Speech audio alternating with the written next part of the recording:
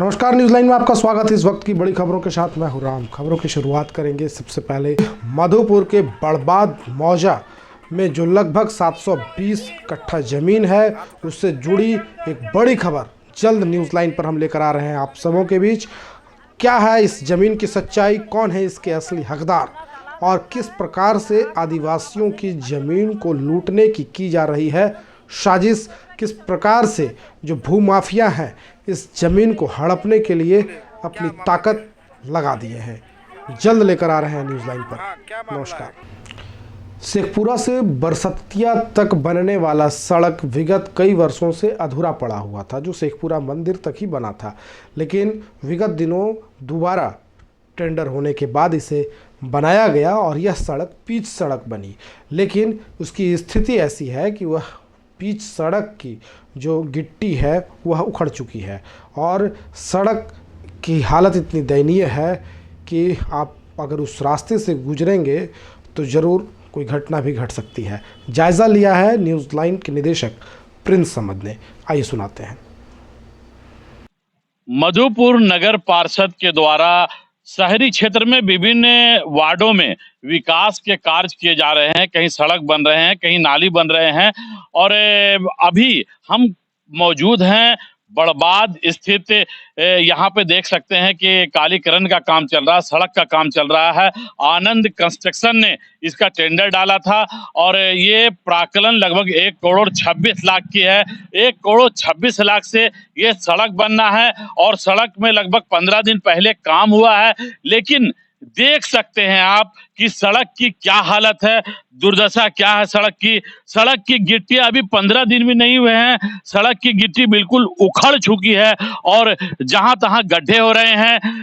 बिल्कुल खाना पूर्ति की गई है सड़क बनाने के नाम पे और जबरदस्त लूट है। जहां नगर पार्षद एक तरफ विकास की गाथा लिखने की बात करती है, ईमानदारी की बात करती है और विकास को सही ढंग से जमीन पर उतारने की बात करती है, लेकिन धरातल पे कुछ और दिखता है। क्यों खामोश है नगर पार्षद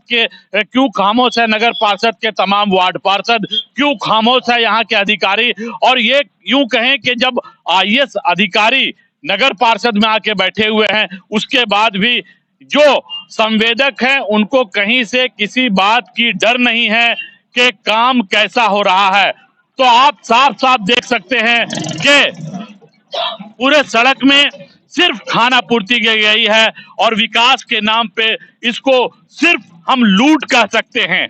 अभी मशीन यहाँ मौजूद है, तमाम चीजें यहाँ पे मौजूद हैं, यहाँ से मशीन हटी भी नहीं है। सड़क की जो दुर्दशा है, गांव ग्रामीण से भी हम बात करेंगे कि इन 15 दिन में जब सड़क की ये हाल है तो आने वाले दिनों में आखिर ये सड़क क्या रह पाएगा या पूरी तरह से ये ध्वस्त हो जाएगा। कुछ ग्रामीण हैं, हम उनसे बात करेंगे। और तो क्या लगता है सड़क की हालत क्या है इन 15 दिनों में? देखिए ना, सामने गिट्टी उट्टी उखड़ रहा है। गिट्टी उखड़ रहा है। हाँ, आप लोगों ने इसके लिए कंप्लेन नहीं किया? हम लोग किसको कंप्लेन करेंगे? नहीं किए कंप्लेन। तो जब सड़क अभी 15 दिन में ये हालत है तो क्या लगता है ये सड़क चल पाएगी आगे? बरसात तो अबो नहीं किया, अभी तो ठंडे है, बरसात में तो इसका और दुर्दशा हो जाएगा। दुर्दशा हो जाएगा। हाँ, तो क्या कहेंगे ऐसे में आप नगर पार्षद के अधिकारी को क्या कहेंगे सड़क को लेकर? मतलब निर्माण इसका बढ़िया होना चाहिए, स्वच्छ काम होना चाहिए, जिसमें कि पब्लिक को, जनता को कोई तरह का दिक्कत ना हो।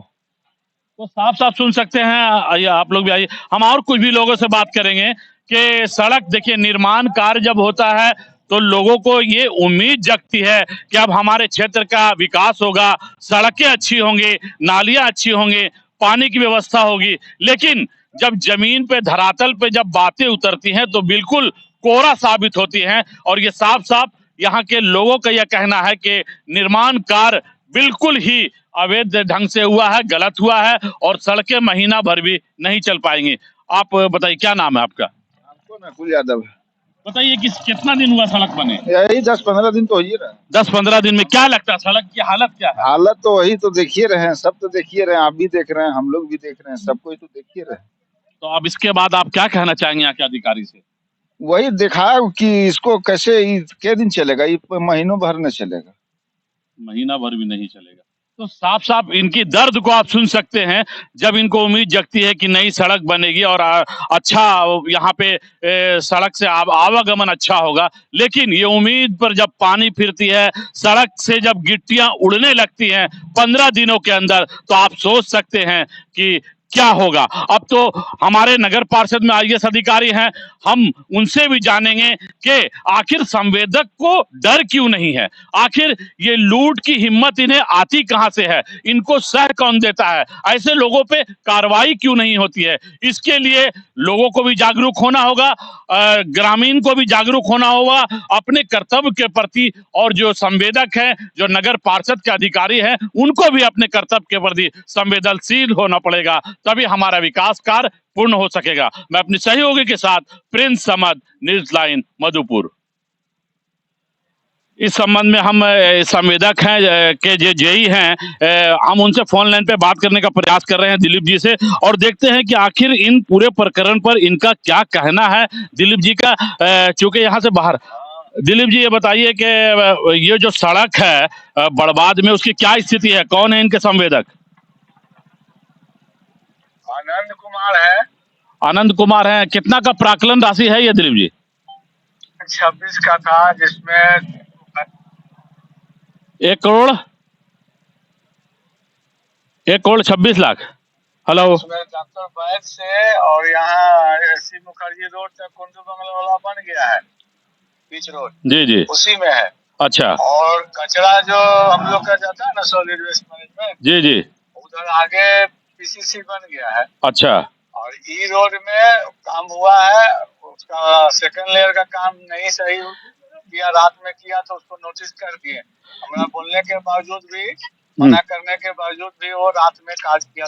तो ऐसे घटिया काम जो हुए दिलीप जी, ग्रामीणों का भी कहना है, तो इस पर क्या कार्रवाई होगी ऐसे संवेदक पे? नहीं, वो किसी प्रकार का उसका मेजरमेंट भी नहीं हुआ है। वो सेकंड लेयर जो फेस करेगा तभी उसका होगा।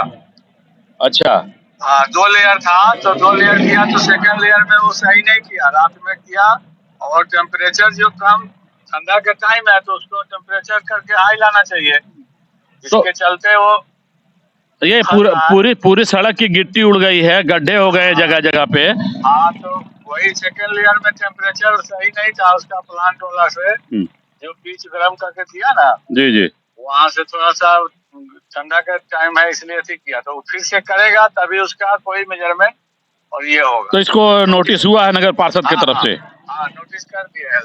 चलिए ठीक है। तो आपने साफ साफ सुना, दिलीप जी का कहना है कि इनको नोटिस हो चुका है नगर पार्षद की तरफ से, और जो काम में खामियां बरती गई हैं, नगर पार्षद भी मानता है कि काम में खामी बरती गई है, और कहीं ना कहीं ऐसे संवेदक पे कार्रवाई होनी चाहिए। अब नोटिस हुआ है, देखना आगे कि नोटिस के बाद क्या काम सही ढंग से होता है या फिर खाना पूर्ति होती है। मधुपुर शहरी क्षेत्र में बड़बाद में जो सड़क बन रही कालीकरण, वो सड़क की स्थिति काफ़ी दयनीय है। अभी सड़क बने 15 दिन में नहीं हुआ, पूरी तरह सड़क बर्बाद हो चुका है। ऐसे में क्या कहेंगे आप, नगर पार्षद के उपाध्यक्ष अध्यक्ष के पद पे उपस्थित हैं, तो इस सड़क के लिए, ऐसी सड़क के लिए आखिर जिम्मेवार कौन? देखिए, बहुत सारी एजेंसियां हैं जो एक सड़क के निर्माण में काम करती है। हमारा मकसद केवल एक है कि प्राक्कलन के आलोक में सड़क बने। जो वर्तमान स्थिति है वो निश्चित रूप से काफ़ी गंभीर है, और हम लोगों ने अभी उन पर किसी प्रकार का भुगतान पर रोक लगा दिया गया है। जब तक वो सड़क अपने गुणवत्ता पर नहीं बन जाती है, तब तक उस पर किसी प्रकार का भुगतान बोर्ड के द्वारा हम लोग करने का अनुशंसा नहीं करेंगे। परंतु झारखंड सरकार में जो एक परंपरा चल रही है कि यहाँ या तो छोटे पदाधिकारी को या छोटे जनप्रतिनिधि को बड़े पदाधिकारी और बड़े जनप्रतिनिधि के द्वारा शोषण किया जा रहा है। मधुपुर नगर परिषद ही नहीं, पूरे झारखंड के सभी यूएलबी भ्रष्टाचार का बहुत बड़ा अड्डा बना हुआ है। सरकार के द्वारा कई एक एजेंसी को बहाली किया गया है, जिस पर नगर परिषद या नगर निगम या नगर पंचायत का कोई हस्तक्षेप नहीं है। डायरेक्ट वो सरकार डील करती है और अपने मनमाने ढंग से उसका भुगतान भी कर देता है। नगर परिषद भुगतान करने के फेवर में न है, न गलत काम का कभी हमारे सदस्यों ने समर्थन किया है। हम भुगतान होने नहीं देंगे। ऐसे में वर्तमान सरकार को दोषी मान रहे हैं। सिस्टम को, पहले की भी जो सरकारें थी और वर्तमान में जो सरकार है, इससे हम लोग ज्यादा आहत हैं। वर्तमान सरकार में हम ज्यादा आहत हैं। नगर पालिका लगातार 8 महीना से एक ट्रेनिंग सेंटर बना के रख दिया गया है। 9 महीना से ना हमारा प्रधानमंत्री आवास में किसी प्रकार का भुगतान हुआ है, न पैसे आए हैं। डोर टू डोर के लिए हम लोग लगातार बोले हैं कि जब नगर पालिका की आर्थिक क्षति हो रही है, इस पर पाबंदी लगाइए, इसका भुगतान नहीं करेंगे। ECL, ECL जो ESSL है, हमारा जो इलेक्ट्रिक है, पूरे शहर में लगाना है, उसका ना स्विच लगा है, ना प्रॉपर वे में जल रहा है, भुगतान बंद करना है। लेकिन क्या है कि ऊपर में बैठे हुए सचिव, सरकार के जो आपात सचिव हैं, ये तमाम लोग फोन करके कार्यपालक को डराया धमकाया जाता है और उससे भुगतान करवा लेता है। जनता आपको मत देती है, जनता तो आपसे सवाल करेगी कि प्राक्कलन के आलोक में सड़क बने। जो वर्तमान स्थिति है वो निश्चित रूप से काफ़ी गंभीर है और हम लोगों ने अभी उन पर किसी प्रकार का भुगतान पर रोक लगा दिया गया है। जब तक वो सड़क अपने गुणवत्ता पर नहीं बन जाती है, तब तक उस पर किसी प्रकार का भुगतान बोर्ड के द्वारा हम लोग करने का अनुशंसा नहीं करेंगे। परंतु झारखंड सरकार में जो एक परंपरा चल रही है कि यहाँ या तो छोटे पदाधिकारी को या छोटे जनप्रतिनिधि को बड़े पदाधिकारी और बड़े जनप्रतिनिधि के द्वारा शोषण किया जा रहा है। मधुपुर नगर परिषद ही नहीं, पूरे झारखंड के सभी ULB भ्रष्टाचार का बहुत बड़ा अड्डा बना हुआ है। सरकार के द्वारा कई एक एजेंसी को बहाली किया गया है जिस पर नगर परिषद या नगर निगम या नगर पंचायत का कोई हस्तक्षेप नहीं है। डायरेक्ट वो सरकार डील करती है और अपने मनमाने ढंग से उसका भुगतान भी कर देता है। नगर परिषद भुगतान करने के फेवर में न है, न गलत काम का कभी हमारे सदस्यों ने समर्थन किया है। हम भुगतान होने नहीं देंगे। ऐसे में वर्तमान सरकार को दोषी मान रहे हैं। सिस्टम को, पहले की भी जो सरकारें थी और वर्तमान में जो सरकार है, इससे हम लोग ज्यादा आहत हैं। वर्तमान सरकार में हम ज्यादा आहत हैं। नगर पालिका लगातार 8 महीना से एक ट्रेनिंग सेंटर बना के रख दिया गया है। 9 महीना से ना हमारा प्रधानमंत्री आवास में किसी प्रकार का भुगतान हुआ है, न पैसे आए हैं। डोर टू डोर के लिए हम लोग लगातार बोले हैं कि जब नगर पालिका की आर्थिक क्षति हो रही है, इस पर पाबंदी लगाइए, इसका भुगतान नहीं करेंगे। ECL, ECL जो ESSL है, हमारा जो इलेक्ट्रिक है, पूरे शहर में लगाना है, उसका ना स्विच लगा है, ना प्रॉपर वे में जल रहा है, भुगतान बंद करना है। लेकिन क्या है कि ऊपर में बैठे हुए सचिव, सरकार के जो आपात सचिव हैं, ये तमाम लोग फोन करके कार्यपालक को डराया धमकाया जाता है और उससे भुगतान करवा लेता है। जनता आपको मत देती है, जनता तो आपसे सवाल करेगी। नहीं, जनता के लिए हम तत्पर हैं और हमारी लगातार लड़ाई जारी रहती है। कभी भी जन समस्याओं को लेकर मैं पदाधिकारी से न समझौता किया हो, न भविष्य में समझौता करने जा रहा हूँ। मैं मधुपुर की जनता से केवल ये अपील करना चाहता हूँ कि जब कभी भी नगर परिषद या नगर परिषद बोर्ड आपको आह्वान करे, आवाज दे, तो आप खड़ा रहे, तभी हम इस लड़ाई को जीत सकते हैं। केवल अगर हमारे चिल्लाने से ये सरकार मानने वाली नहीं है, क्योंकि नगर पालिका एक दिखावा है, इसका संचालन कहीं और से हो रहा है, जिसका मैं खंडन करता हूँ, विरोध करते आ रहा हूँ। बढ़ेंगे आगे, बात करेंगे नव वर्ष के आगमन को लेकर। जी हाँ, नव वर्ष के आगमन व पुराने वर्ष की विदाई के तहत मधुपुर के पूनम रेस्टोरेंट एंड होटल व पूनम मेडिकल के संचालक सुभाष सिंह के द्वारा एक वनभोज का आयोजन किया गया और इस अवसर पर शहर के तमाम बुद्धिजीवी, पत्रकार, समाजसेवी व राजनीतिक दलों से जुड़े हुए अपने इष्ट मित्रों को उन्होंने एक छोटी सी गेट टुगेदर पार्टी दी और इस अवसर पर सबों ने नववर्ष की शुभकामनाएं एक दूसरे को देकर के बधाइयाँ भी दी और वह नए वर्ष में खुशी के साथ नववर्ष मनाने का संकल्प लिया। रेस्टोरेंट की तरफ से सुभाष भाई को बहुत बहुत धन्यवाद देना चाहते हैं, क्योंकि यह कार्यक्रम जो है इनके संयोग से हुआ और और ये जो है हम सभी साथियों को बुलाकर पिकनिक का जो आनंद है इसके लिए बहुत बहुत धन्यवाद। नए साल के सभी दोस्तों को मेरा ढेर सारी बधाई। और आने वाले समय में हम लोग इसी तरह से जिस तरह से एकजुटता बनकर हम लोग वनभोज करने के लिए सुभाष के बुलावे पर हम लोग आए, सुभाष सिंह के बुलावे पर सुभाष सिंह को हम लोग बहुत बहुत धन्यवाद देना चाहेंगे। उनके सौजन्य से एक अच्छा प्रोग्राम हुआ, इसके लिए उन्हें बहुत बहुत धन्यवाद। 2022 के गुजर जाने का और 2023 आने के एक अवसर प्रदान हुआ है, जिसमें सुभाष भाई ने मधुपुर के अनेक विचारधारा के लोगों को एक टेबल पर बैठाकर आज वनभोज कराया है। ये पूनम रेस्टोरेंट एंड इनका जो भी कंपनियां चलती हैं, भगवान उनको दिन दुगुनी रात चौगुनी तरक्की दे और मधुपुर की अमन शांति भाईचारगी बनी रहे।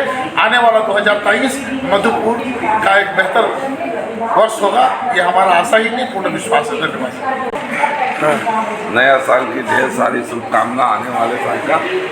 पिछले साल जो भी हुआ अच्छा बुरा सबको भूलकर 2023 में सबको अच्छे से रहना है और भगवान के ऊपर वाले से दुआ करते हैं कि सभी का मंगलमय हो और जितने हमारे मित्र हैं, खास करके मधुपुर के हमारे चाहने वाले जो मुझे नहीं भी चाहते हैं, जिसको हम चाहते हैं, उन सभी का मंगलमय हो।